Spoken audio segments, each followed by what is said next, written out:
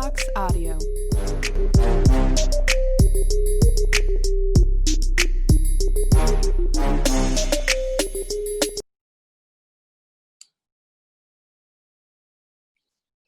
Yes, good evening. When we talk about racial identity with individuals that identify as Black, Indigenous, or people of color, and even with white, a lot of times we don't think of white individuals having a racial identity, but I want to kind of go over that as well. There are several developmental models, and I'm going to try to talk about each of them in this lecture. The first one I want to talk about is the Cross-Fanningy-Smith model of Black racial identity.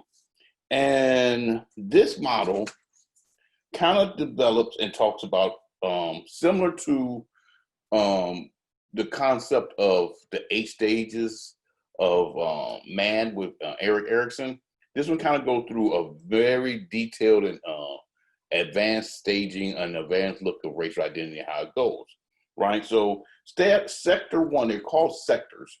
And sector one is infancy and childhood in early Black identity development. And in this sector, factors include the family, the income, traditions and practices, social networks such as school and church, and all historical events contribute to the early socialization experiences of Black children. These factors make up the human ecological network of Black children who are unaware of racism or a racial identity. So next will come sector two, right? And the sector two, that's pre-adolescence in this developmental model. And in this sector, this stage, development is really high, but it's contingent on parental teachings and the degree to which other reinforcers of these teachings from the outside of the home are happening. Okay. So you have the parental socialization, and then you have identity types seem to emerge, and it's usually like 3 types, and that's low racial saliency, high racial saliency, and internalized racism.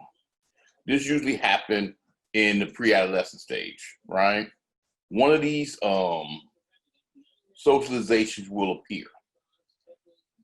Low racial saliency is when still the young person doesn't have a understanding of how race interact, what race they are. They're just going through life and everything's normal. High racial saliency is when they are congruent with their race, they feel comfortable with themselves being Black, and they understand being Black, and they really feel comfortable with it, and they have a sense of pride in it. Internalized racism, when you have the self-hatred where they feel that being Black is a curse, they hate being Black, they wish they were white. Those are the type of things that happen in this stage, and it's usually pre-adolescence.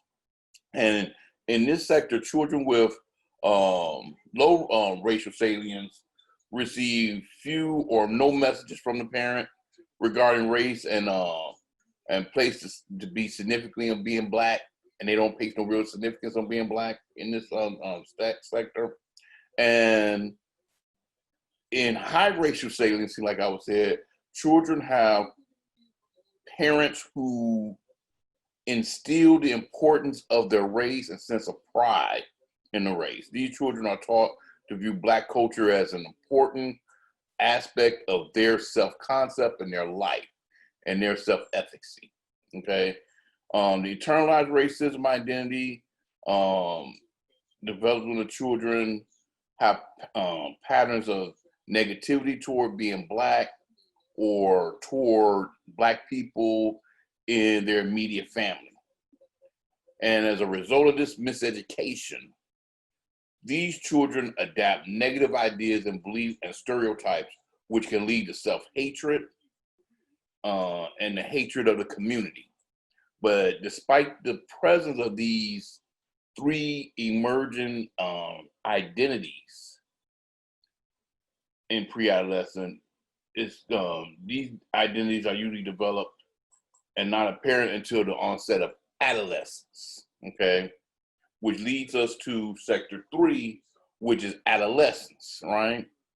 And in this one, what happens is that as they enter adolescence, their socialization at this point is their identity status is foreclosed, like in Marcia's look at ethnic identity development. Their status is foreclosed. Black children move into the moratorium as they begin the exploration process necessary to establish a personally created self-concept.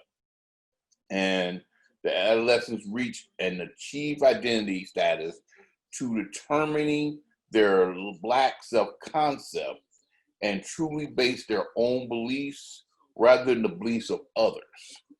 And this authentication in the racial identity development of the adolescents may reflect how race saliency, high race saliency, or internalized racism. These, what we mentioned in the other sector, start really taking form, and they really start noticing it, right? And so their outer behaviors are reflective of their unconscious on their view on race and how salient it is with them. During this sector, Cross and Fannie Smith delineated between the Black identity changes that occur in adolescence in this sector 3 and adulthood in sector 4. We'll talk in a few seconds. The original Negro sense theory assumed Black people entered adulthood with no idea of their Blackness and had to reconstruct their self-construct into one that placed salience on race and Black culture. In this model, it is assumed that most adolescents possess some awareness of Black self. They have some awareness of racial saliency, right? And the Black adolescents who enter moratorium with low racial salience or internalized racism patterns may have experienced similar to the adult conversions. And they move beyond these patterns and develop a healthy Black self-concept with high racial salience, okay? Black youth for whom race has low saliency may confirm low race saliency self-concepts.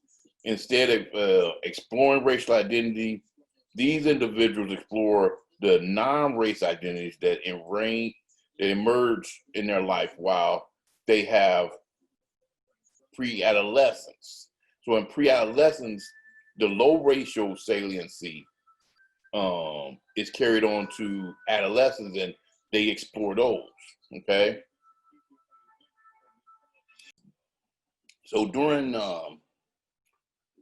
sector 3, if they have low racial saliency, what happens is that they'll explore other identities, and them other identities become more salient to them that's non-racial, like maybe their sexuality, their gender. So those things they'll focus on, not race. And that's usually what happened in this sector if they have low racial saliency, okay? So other things will become more pronounced to them and not race. So they'll eliminate race and they'll look at their sexuality, they'll look at their gender as the issues and being more salient with those, okay? And then this will carry over into adulthood, especially early adulthood, which leads us to sector 4. And with sector 4, the 3 identities that emerge in pre-adolescence and will potentially explore during adolescence are presented in early adulthood, okay? So that's the low salient, racial salient, there's the high racial salient, and then there's the internalized racism. So those that started in pre-adolescence that hopefully are explored in adolescence, then they really start really emerging in early adulthood. And so what happens is that these adults have established a clear reference group, and their orientation to the values of race and Black culture.